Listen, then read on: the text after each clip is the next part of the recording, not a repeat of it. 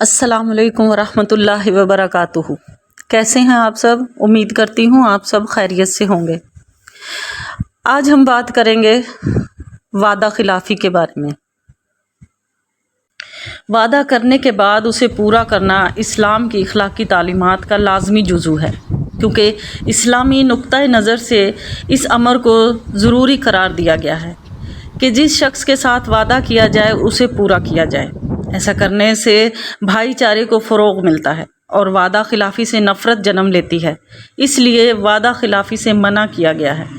وعدہ خلافی بھی ایک طرح کا جھوٹ ہے اور گناہ کبیرہ میں شمار ہوتی ہے، اس لیے اس سے بچنا بہت ضروری ہے۔ اللہ تعالیٰ نے وعدہ پورا کرنے کی بہت تاکید کی ہے، کیونکہ وعدہ کے بارے میں آخرت میں باز پرس ہوگی۔ وعدہ کے متعلق یہ بھی تاکید کی گئی ہے کہ انسان جب وعدہ کرے تو انشاءاللہ کہے، کیونکہ اللہ تعالیٰ کی توفیق اور مرضی کے بغیر کوئی شخص وعدہ پورا نہیں کر سکتا۔ حضور صلی اللہ علیہ وآلہ وسلم نے بھی وعدہ کی پابندی پر بہت زور دیا ہے۔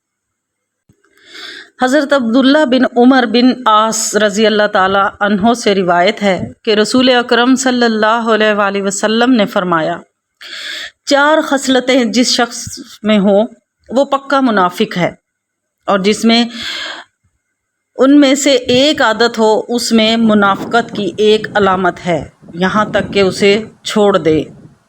پہلا، جب اس کے پاس امانت رکھی جائے تو خیانت کرے۔ دوسرا، بات کرے تو جھوٹ بولے۔ تیسرا، وعدہ کرے تو پورا نہ کرے۔ اور چوتھا، اور جب جھگڑے تو گالی گلوچ کرے۔ حضرت ابو ہریرہ رضی اللہ تعالیٰ عنہ سے مروی ہے کہ رسول اللہ صلی اللہ علیہ وآلہ وسلم نے ارشاد فرمایا، اللہ تعالیٰ فرماتا ہے، میں قیامت کے دن 3 آدمیوں سے جھگڑا کروں گا۔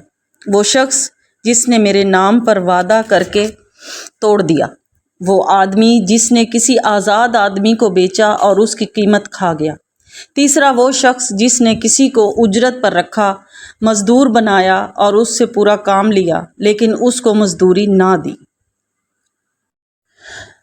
حضرت علی رضی اللہ تعالیٰ عنہ سے روایت ہے کہ رسول اللہ صلی اللہ علیہ وآلہ وسلم نے فرمایا کہ جو مسلمان عہد شکنی اور وعدہ خلافی کرے اس پر اللہ اور فرشتوں اور تمام انسانوں کی لعنت ہے، اور اس کا نہ کوئی فرض قبول ہوگا اور نہ نفل۔